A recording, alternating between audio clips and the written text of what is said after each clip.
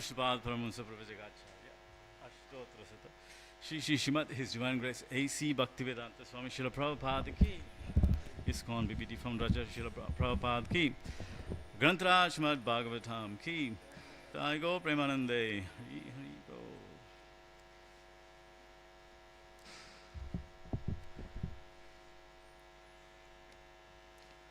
Om Namo Bhagavate Vasudevaya.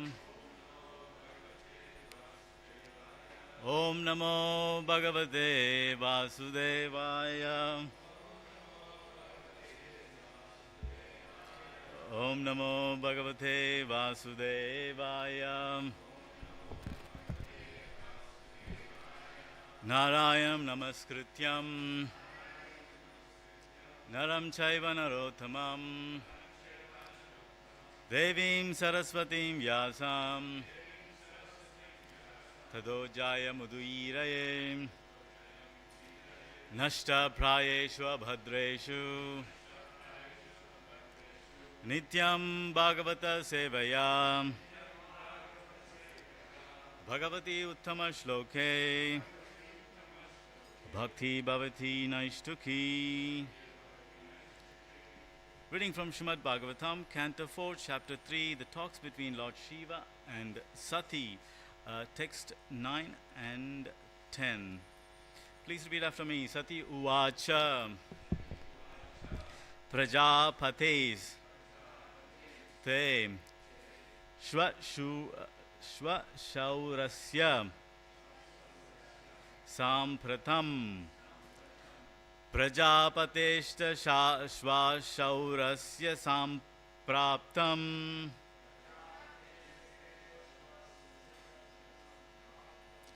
Prajapateshta Shvashaurasya Sampraptam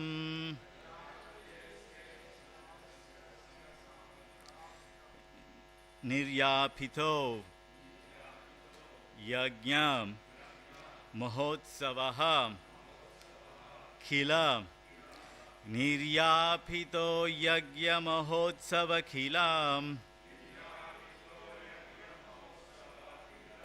Niryapito Yagya Mahotsava Khilam Vayam Cha Tatra Abhisramam Vamam Te Vayam Cha Tatra Abhisharam Vamate Vayam Cha Tatra Abhisharam Vamate Yadi Artithami Vibuddham Varjanti Hi Yadi Artithami Vibuddha Varjanti Hi Yadi Artithami Vibuddha Varjanti Hi Sati Uvacha Prajapatesta Shvashaurasya Sampraptam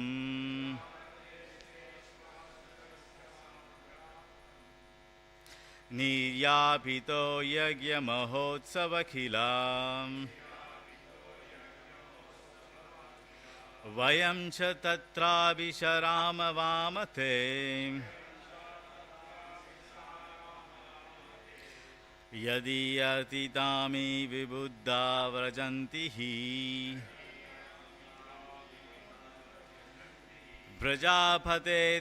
Prajapatesta Shvashaurasya Sampratam Niryapito Yagya Mahotsava Khilam Vayam Cha Tatra Visharama Vamate Yadi Artitami Vibuddha Vrajanti Hi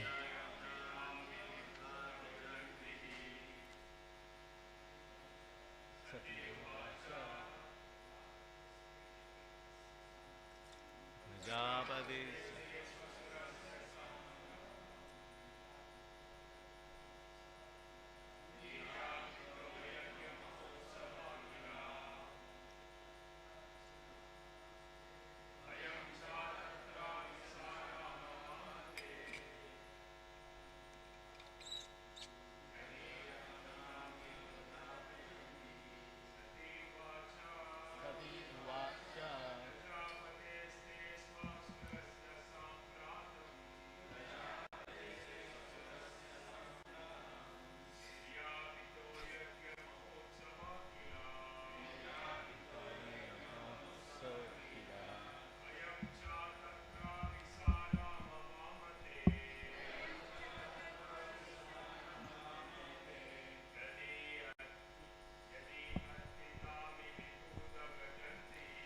Yadi ardidami vibuddha vrajantihi Sati uvacha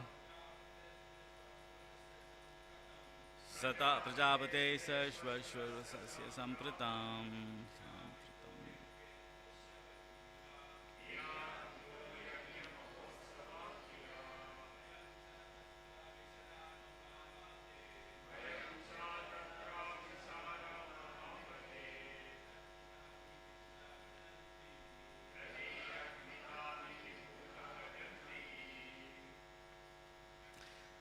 The ladies, Matajis. Sati uvacha Prajapate sarvashvarasya sampratam. Niryapido yagya mahotsava khila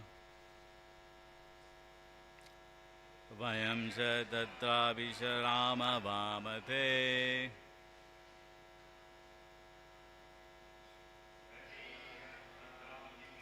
avrajantihi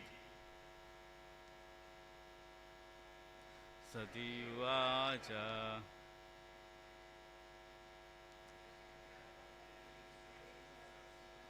Sampratam Niryapido yagya mahotsava khila Vayam cha tatra visharama vamate Yadi atitami vibuddha vrajantihi Sati uvacha Sati said Prajapatihi of Daksha Te your Shva Shaurasya of your father-in-law Sampratham nowadays Niryapitaha has been started Yagya Maha Utsavaha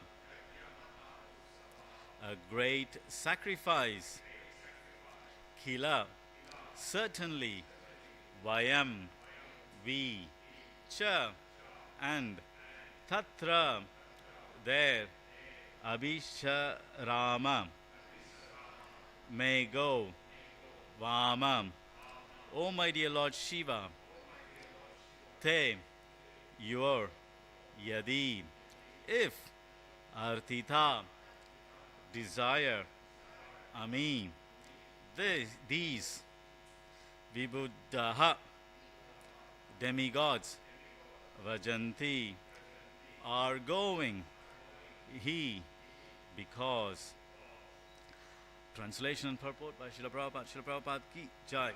Sati said, my dear Lord Shiva, your father-in-law is now executing great sacrifices and all the demigods having been invited by him are going there. If you desire, we may also go. Please repeat after me. Sati said, my dear Lord Shiva, your father-in-law is now executing great sacrifices and all the demigods having been invited by him are going there. If you desire, we may also go. Purport. Shati knew of the tension between her father and her husband, but still she expressed to her husband, Lord Shiva, that since such sacrifices were going on at her father's house and so many demigods were going, she also desired to go. But she could not express her willingness directly, and so she told her husband that if he desired to go, then she could accompany him. In other words, she submitted her desire very politely to her husband. The next verse, text number 9.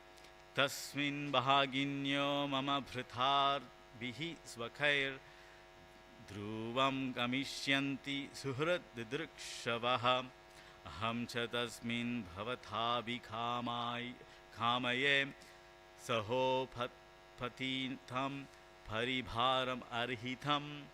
Tasmin, in that sacrifice, Bhaginya, sisters, Mama, my Bhartibihi, with their husbands, Swakai, their own, Dhruvam, surely, Gamishyanti, will go, Surat Didrikshavaha, desiring to meet the relatives, Aham, I, Cha, and Tasmin, in that assembly, Bhavata, which you, Lord Shiva, Abhikamya, I desire, Saha, with Upanitham, given Paribaraham, ornaments of decoration, Arihitum, to accept.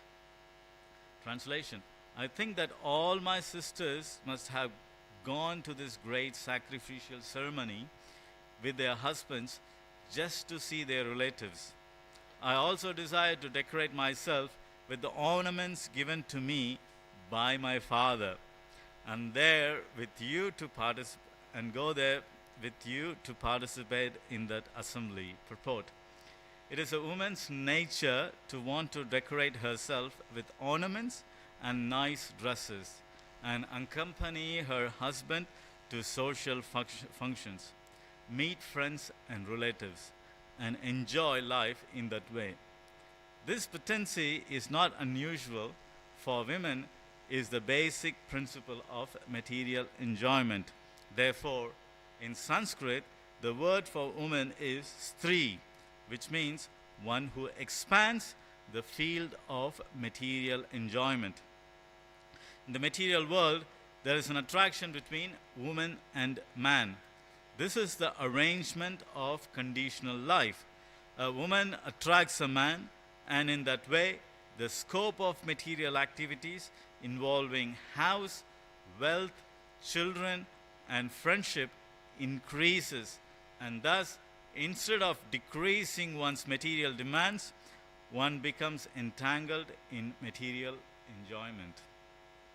Lord Shiva, however, is different. Therefore, what is it? I'm just going autopilot. Lord Shiva, however, is different. Therefore, his name is Shiva. He is not at all attracted by material enjoyment. Although his wife, Sati, was the daughter of a very great leader and was given to him by the request of Brahma, Lord Shiva was reluctant. But Sati, as a woman, the daughter of a king, Ishvareshvara, that answers your question from 2 weeks ago. Sati was a woman, the daughter of a king, wanted enjoyment. She wanted to go to her father's house just as her other sisters might have done and meet them and enjoy social life. Here, she specifically indicated that she would decorate herself with the ornaments given by her father. She did not say that she would decorate herself with the ornaments given by her husband, because her husband was careless about all such matters. He did not know how to decorate his wife and take part in social life because he was always in ecstasy with the thoughts of the Supreme Personality of Godhead. According to Vedic system, a daughter is given a sufficient dowry at the time of her marriage, and therefore Sati was also given a dowry by her father, and ornaments were included. It is also the custom that the husband gives some ornaments, but here it is particularly mentioned that her husband, being materially almost nothing, could not do so. Therefore, she wanted to decorate herself with the ornaments given by her father. It was fortunate for Sati that Lord Shiva did not take the ornaments from his wife and spend them for ganja. Because those who imitate Lord Shiva in smoking ganja exploit everything from household affairs. They take all their wives' property and spend on smoking, intoxication, and similar other activities. Om Ajnanatimirandasya Jnananjana Salakaya Chakshurunmilitam Yena Tasmai Shri Gurave Namaha. Shri Chaitanya Manobhishtam Stapitam Yena Bhutale Swayam Rupa Kadamayam Tadati Swapadantikam Vandeham Shri Guru Shri Padakamalam Shri Gurun Vaishnavamscha Shri Rupam Sakrajadam Sahagana Raghunathanvitam Tam Sajivam Sadvaitam Savadutam Parijana Saitam Shri Krishna Chaitanya Devam Shri Radha Krishna Padan Sahagana Lalita Shri Vishakanvitam Sya Nama Om Vishnu Padaya Krishna Prashtaya Bhutale Shrimate Bhaktivedanta Swami Iti Namine Namaste Saraswati Deve Gauravani Prasharine Nivishesha Sunyavadi Pashatyatesha Tharine Pancha Kalpatarubhyasha Kripa Sindhubhya Evacha Patitanam Pavanebhyo Vaishnavebhyo Namo Namaha Jai Shri Krishna Chaitanya Prabhu Nityananda Shri Advaita Gadadhar Shivasadi Gaura Bhaktavinda Hare Krishna Krishna Krishna Hare Hare Hare Rama Rama Rama Hare Hare. I was born in the darkness of ignorance. My spiritual master opened my eyes with the torch of knowledge. I offer my respectful obeisances unto him. Mukam karoti vatsalam pango langayate giri. Yat kripa tamaham vande Shri Guru dina dharinam thavavasmi tvayavinam. Iti vigya devitvam nayamam charanantikam. Namo Shri Krishna Chaitanya Chandraya Namaha. Okay, it's already 8:30, so I got 15 minutes to speak on 2 verses, if I go by time. And these are really nice purports by Prabhupada and a bit of a controversial topic. And I don't think so I'm the right person to speak on controversies. Anyway, let's give it a shot. Welcome everyone to this morning's Bhagavatam class.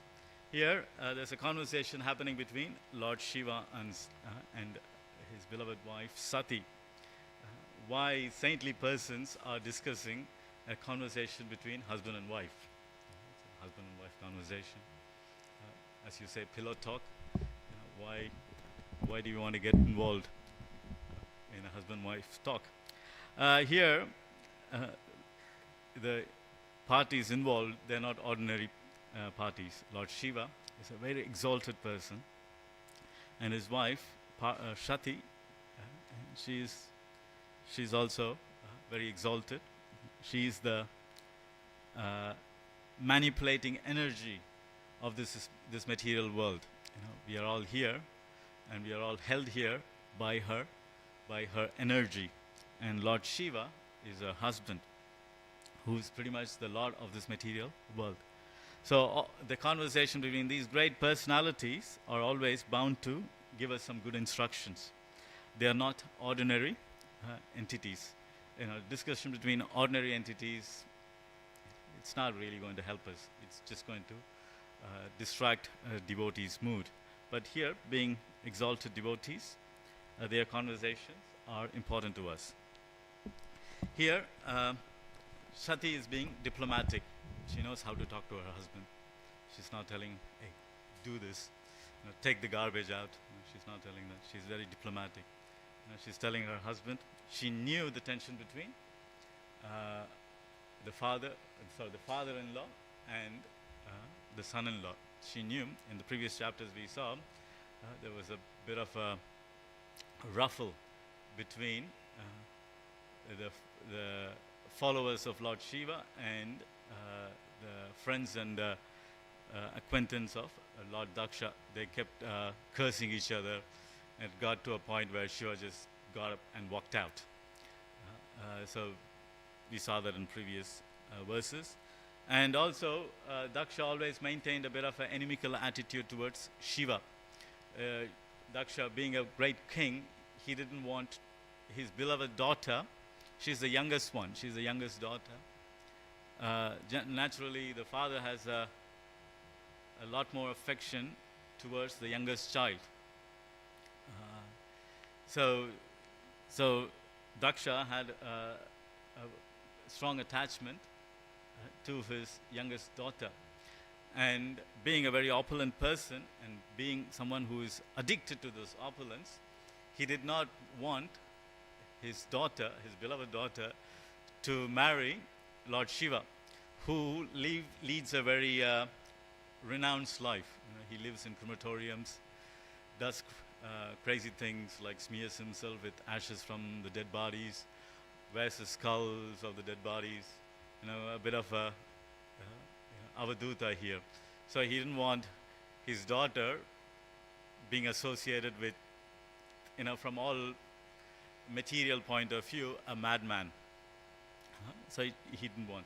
So when Sati went ahead and married Lord Shiva, he did not like the alliance. He always criticized Lord Shiva and did not appreciate him. So these enmity goes, you know, there's a bit of history to it. And now, Daksha, being a Prajapati, started performing a lot of yagyas. And these yagyas, he is not performing to please the Lord. He's performing to showcase his opulence.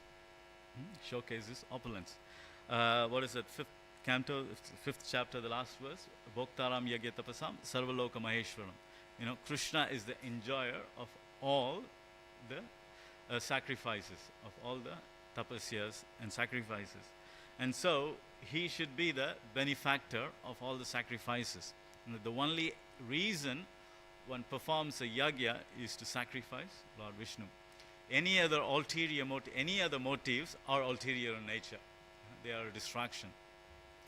And they don't give you the ultimate result of activities you are performing. Here, Lord Shiva not just went a bit delinquent, he completely went overboard. He's performing all these yagyas, all these really complex yagyas. In the previous verses we can see he's performing Vajpayee yagya, Jyotishta Homa. These are all very complex yagyas requiring a lot of opulence to perform.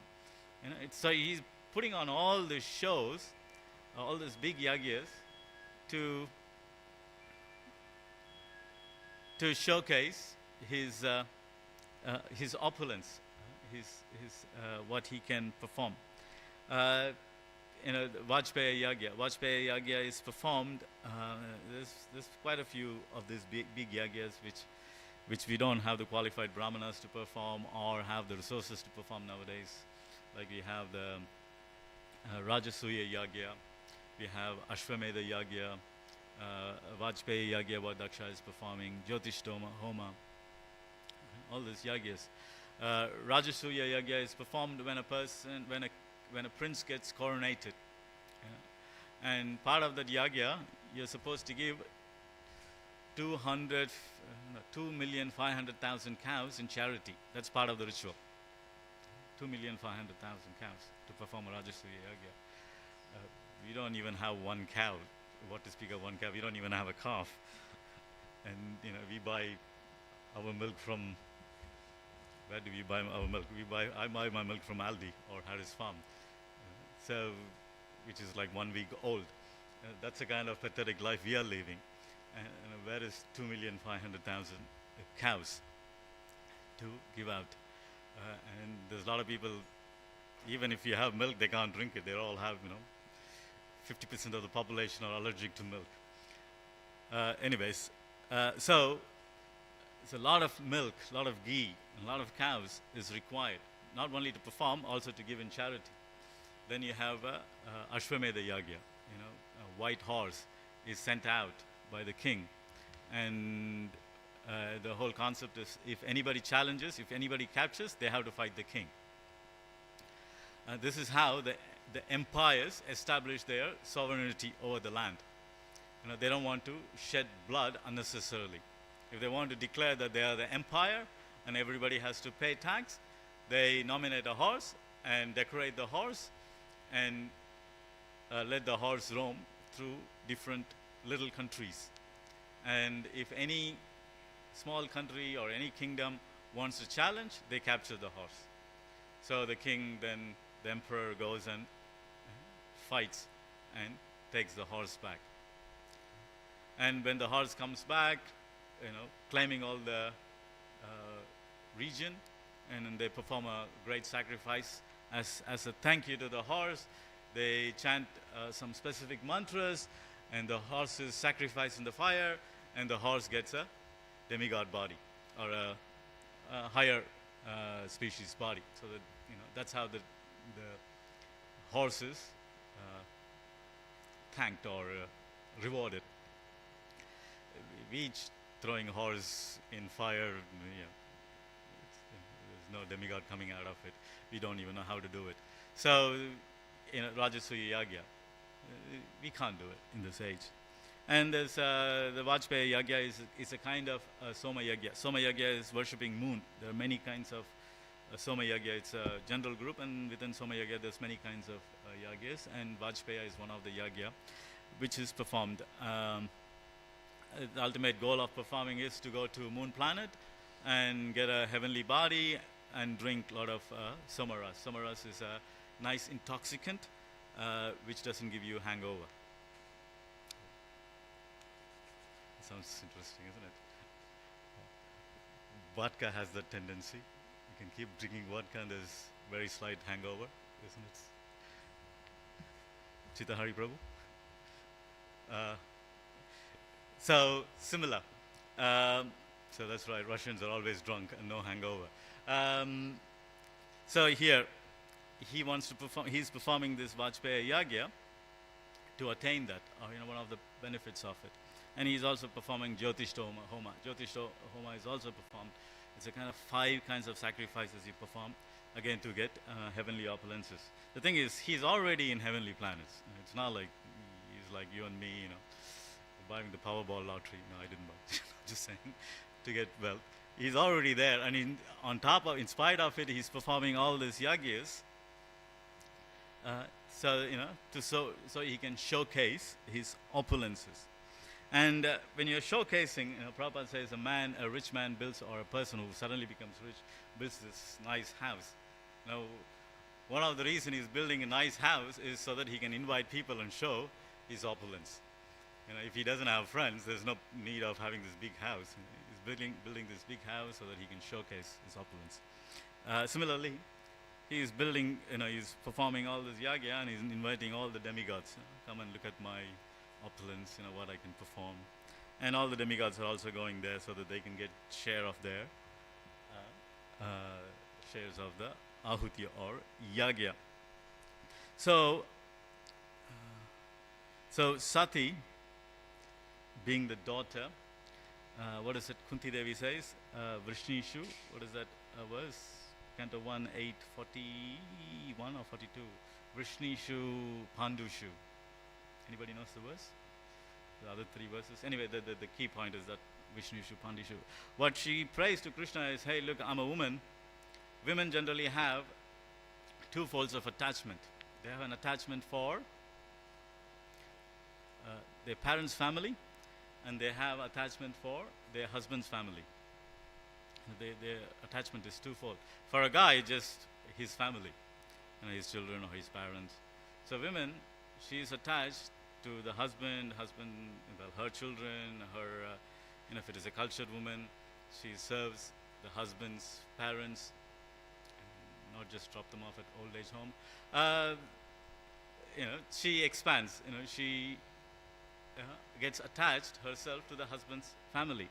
And since she was born in the parents' family, she also holds a very strong attachment to her parents, her father, her mother, her sisters, her brothers.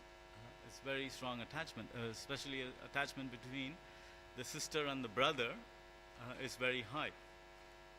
It is said the sister has a very high attachment for her brother and her father. So there's strong attachment there for a woman. So her attachment is twofold. So here, the father is performing this great sacrifice and inviting everybody And all her sisters are going to be there. All the sisters' husbands are going to be there. And she is feeling left out. She's feeling, everybody's partying and I'm not invited. She's feeling left out. And so, knowing the disagreements between her husband and her father, she knows that very well, but she is trying her luck by saying, oh, she's not saying, oh, my father is performing a yagya. She's saying, oh, your father-in-law is performing a yagya. She's being diplomatic. And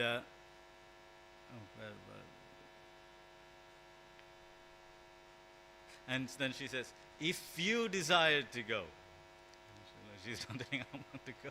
She's saying, if you desire to go, I will come with you. Otherwise, I'm very detached. If you desire to go, I will come along with you. She words it like that, politely. So the women should learn how to speak to their husbands, diplomatic. Even if he's in the wrong mood, how using the right words, terminologies, you pacify him. So yeah, these are cultured qualities what a woman develop. So here, Sati utilizes those techniques, tries to manipulate her husband with a sweet voice. But Shiva is not an ordinary person.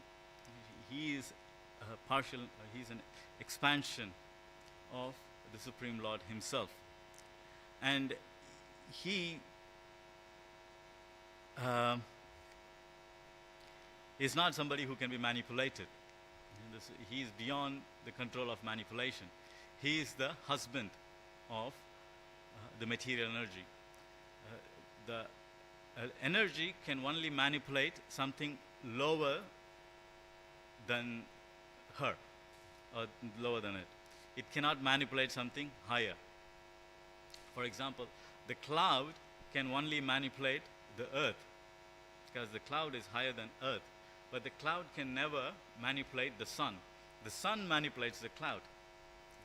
Similarly here, even though Sati tries, Shiva is beyond the clutches of the material nature. He's beyond her wife, his wife. He's beyond. We, on the other hand, are manipulated by her, by the material nature. We are manipulated by her. He is beyond, being the expansion of Supreme Personality of Godhead.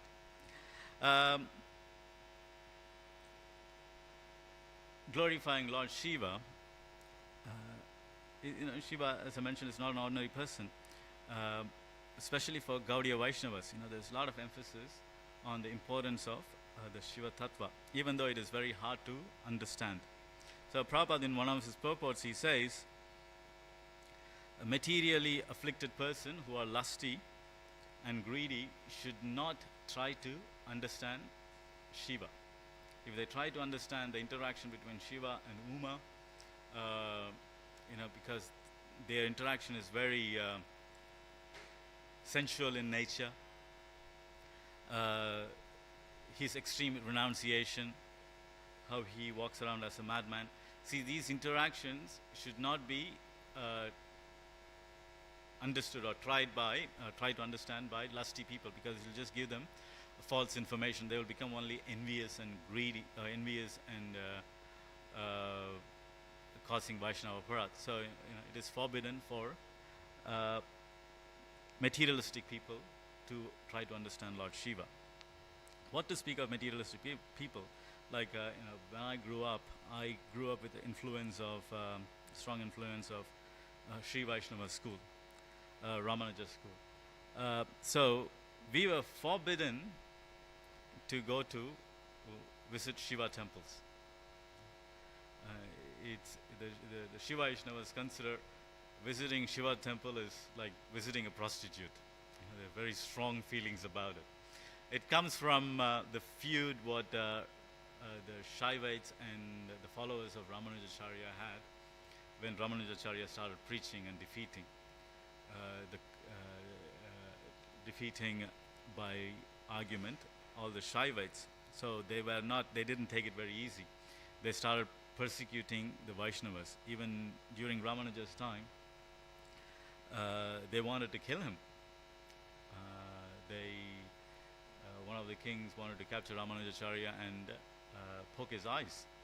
So Ramanujacharya's senior disciple pretended to be Ramanujacharya and went to the king and took the punishment.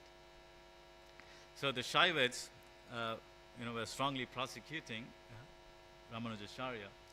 So Ramanujacharya's, they never forgave the Shiva Vaishnavas. They never got over it for all the right reasons. So they, never, they hardly, proper cultured Shiva Vaishnavas would never go into a Shiva temple. So, and I was brought up in a similar mood. So when I come to Gaudiya Vaishnavas, I start reading, Shiva is glorified. It was all a bit of a taboo for me. When I go to a Jagannath temple in Mayapur, they have altar for Lord Shiva, and I was like, oh, what's going on here? It was hard for me to digest. But when I start reading Bhagavatam, you can see the glories of Lord Shiva. How wonderful this person is. For me, he becomes such a amazing personality for somebody who's like had a bit of a taboo. Shiva is such a great personality. The amount of renunciation he displays, being the owner of the entire material world. The entire material world, he is the owner. He is the king has what you call a viceroy or something, just gives that particular region for him to manage. Similarly, Lord Krishna has given this material world exclusively for Shiva to manage. Imagine, he is the Lord of this material universe. And the person who manipulates this material universe is his wife, very chaste wife, not very chaste wife. So imagine how great personality he is.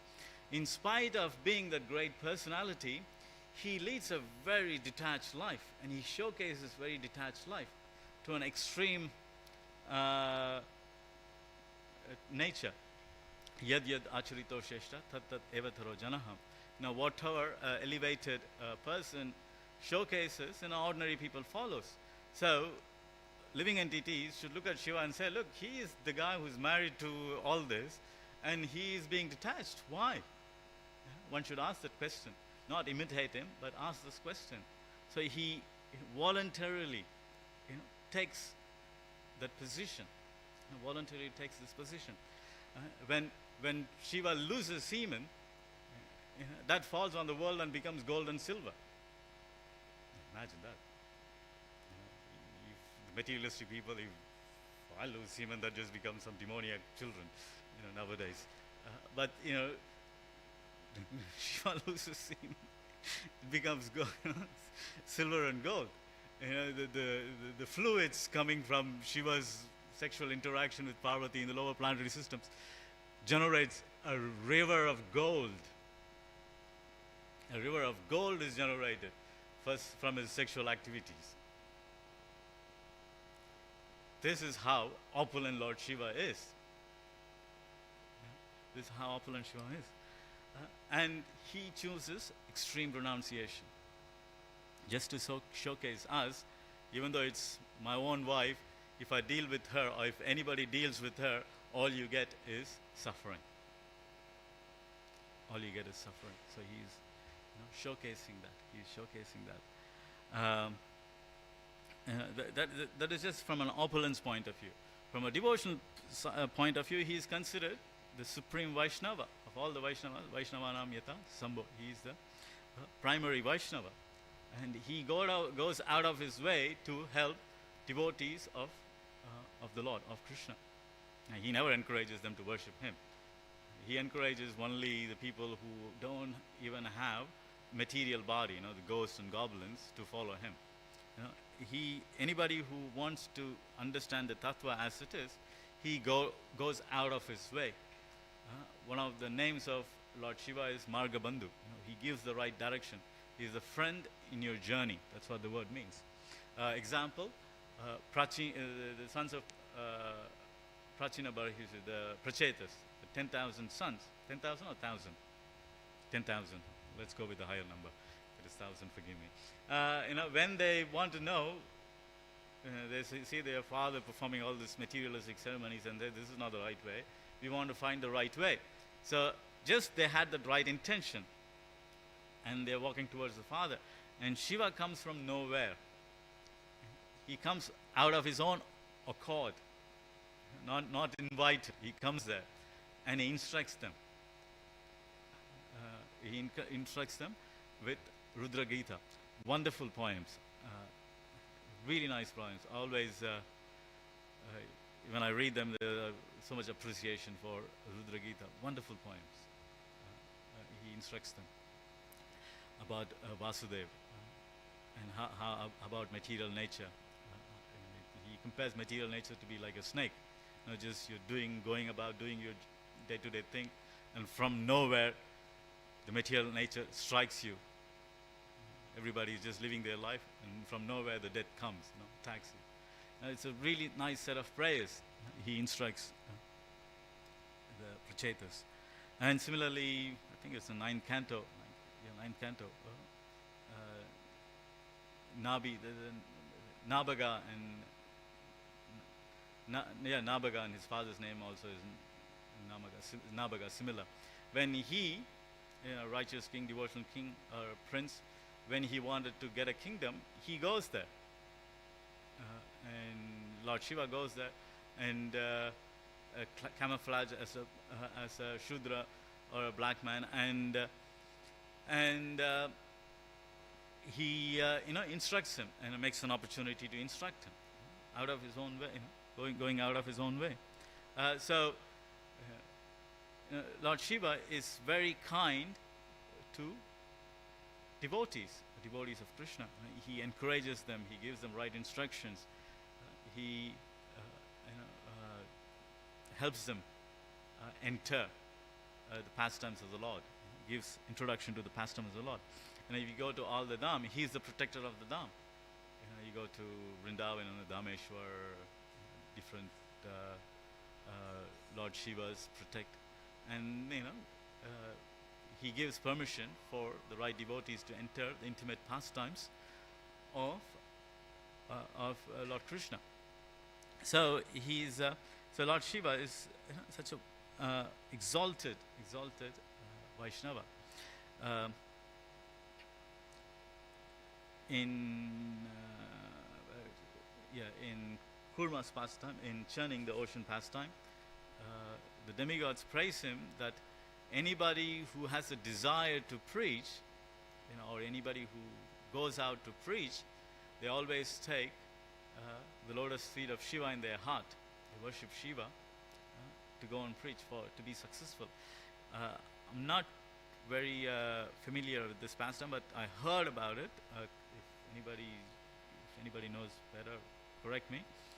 When after Mahaprabhu left and all his immediate associates left the planet, there was a vacuum created. There was no preaching activities, and everybody left. So the three acharyas took up the mission to propagate the Vaishnava culture: Narottam Das Thakur, Srinivas Acharya, and Shamananda Pandit. And I think they were instructed or something like that they worshipped Shiva before they started the mission to re-establish Gaudiya Vaishnavism. And anybody heard the pastime? Something like that? Yeah, they worshipped. They took the blessings of Lord Shiva. So we are all Sankirtan devotees, going out every day on the preaching mission, distributing books. So it's nice. We take the blessings of Lord Shiva in that matter. The other topics spoken here is definition of Prabhupada speaks about Sri.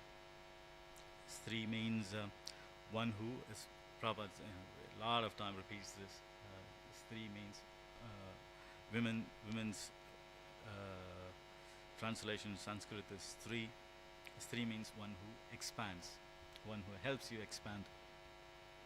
So when a person, when a man gets involved with a woman, naturally the expansion happens.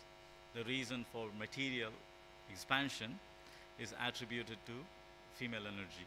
If it is not for the female energy, we won't have these buildings and houses and cities. Men will be wandering the street. Uh, like San Francisco at the moment. Anybody heard of that? It's becoming a bit of a zombie land, where a lot of men just given up families and then just walk the streets, and they just live on the streets, squat on the streets. San Francisco is a beautiful city. If anybody's been there, it's like sister city of Sydney. It's really nice, beautiful city. It's really nice because there's no Aussie. Sorry, it's quite nice. It's with all the bridges, and it's nice, and the weather is also quite pleasant. So it's and now I hear that it's just a lot of homeless people, all men, almost always men, just wandering the cities because the family structure has failed. Especially in America, due to alimony and how the laws are set up, men don't have a reason to get married, or if he gets married, he's in real trouble because the woman wants to divorce. Then he has to pay alimony. And nowadays, modern women, they want to compete and they want to get a job, and the whole thing. I don't want to get in there. So the men has no reason to get a job, to buy a house, to have some kind of basic, security. They don't care anymore. So there's this, flux of men just given up all this, and this just live in the street. You can read about it, the zombie infestation of San Francisco. I guess the hippie culture 2.0. Because there is no qualified women in their lives. Since there's no qualified women in their lives, cultured qualified women in their life, they're taking to some kind of renunciation because they just couldn't bother. They just couldn't bother keeping a job. They couldn't bother paying mortgage. They just live on the street. So here, this 3 is the one which gives the impetus for a man to settle down. Prahlad Maharaj uses the word for a wife as dharam in 7th canto. He uses the word dharam. Dharam means, any Telugu speakers here, what is dharam in? No, dharam means a rope. Yeah, it's a rope. It means it's a synonym used for wife. It means it ties a person down. Rope ties a person down. You tie a cow to a pole. If you don't tie the cow to a pole with a dharam, the cow just wanders off. There's nothing to ground it. Similarly, a wife grounds a person, ties him down. But now the culture is gone. There's no wives who act like wives, so there is no grounding. So the men just do be frivolous and give up. So Stri, Dharam, these are the words used to women, so that she is the one who, for good or for bad, controls a person, a man, and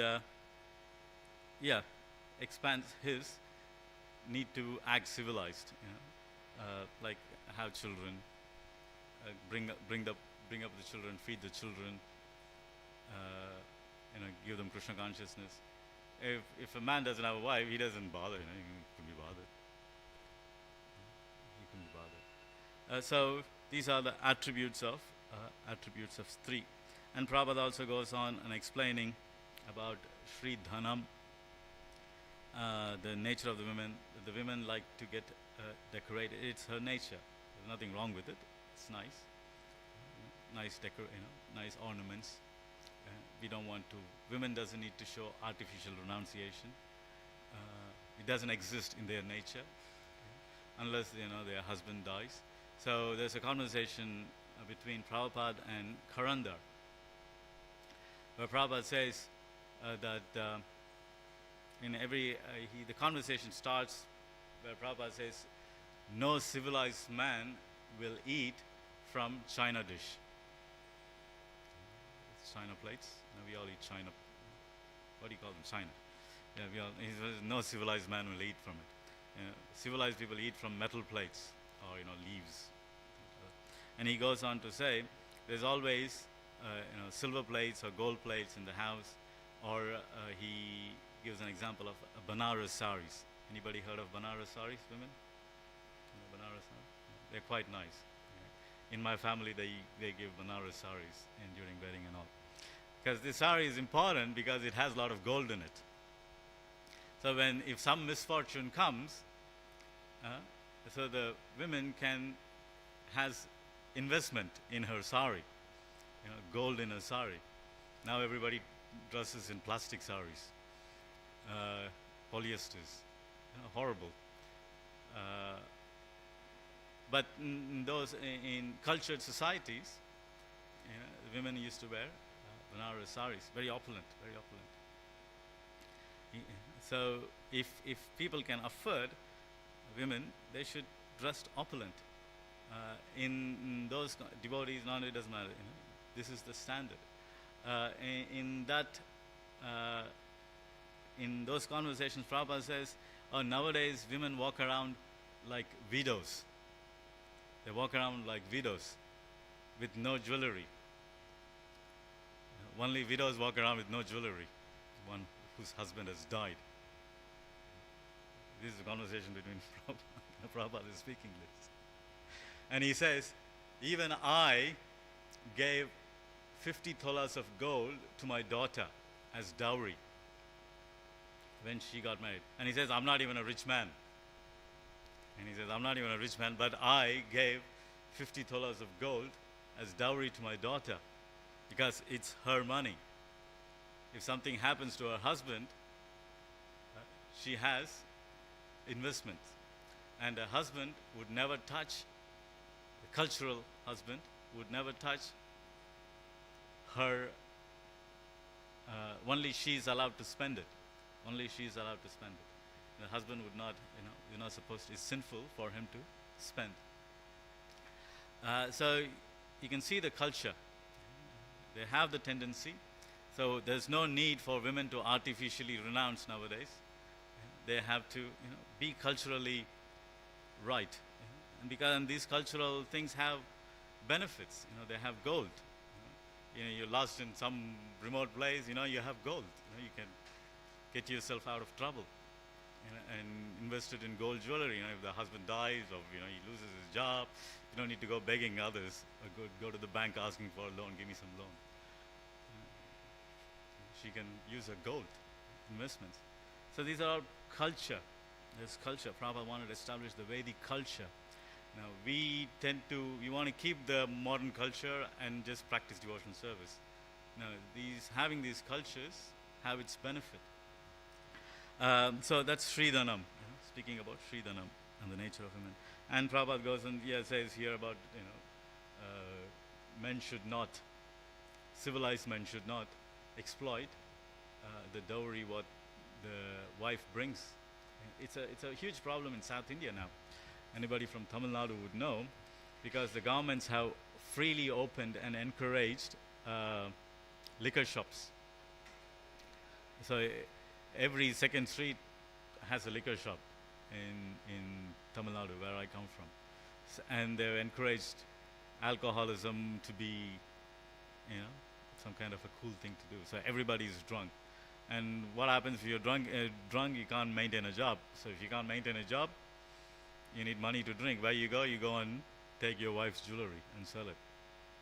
What Prabhupada's speaking is not something taboo, something happens only in. No, this is very prevalent, and You can see it even day-to-day lives. Now, all the women are getting together now and protesting against the government to close these wine shops or liquor shops because they all the men are using up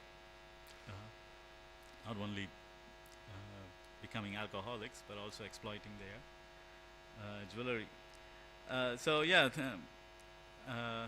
so civilized or cultured men would not touch the wife's ornaments for his own intoxication purposes. Prabhupada finished the purport with that. Anyway, yeah, that's the glory of Lord Shiva. He did not borrow money to drink the poison. When the poison came out of churning the ocean, and yeah, so we can't imitate him and say, oh yeah, Shiva drank poison, so let me smoke ganja and wife give me money. So that's not the right thing to do. Anyway, I will stop here. More than 9 o'clock. If you have any questions, comments, corrections.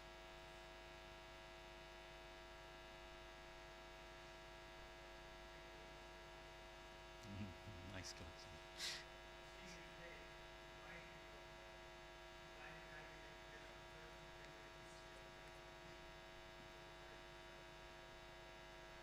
That's nice. Yeah, thank you.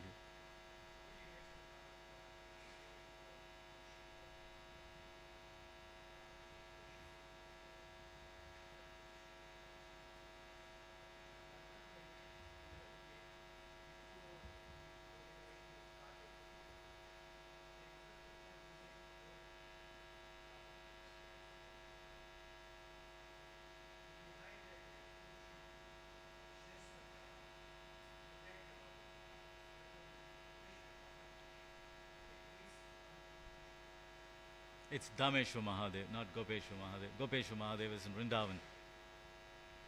It's Dameshwar Mahadev in Mayapur. That's okay. Yeah. Technical.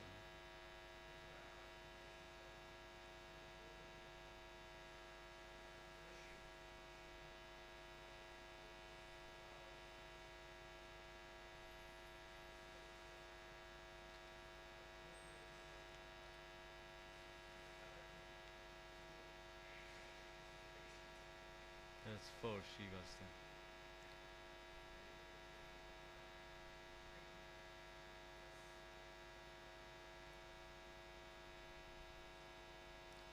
Absolutely, you're right. What can I say? Well spoken. Thank you. All right. Grantaraj Srimad Bhagavatam ki jai. Go Premanande. Here you go. Shri Prabhupada ki jai. Vansha kalpatarubhisha kripa sindhivya Vaishnavebhyo namo namaha. Antikoli Vaishnavanda ki jai.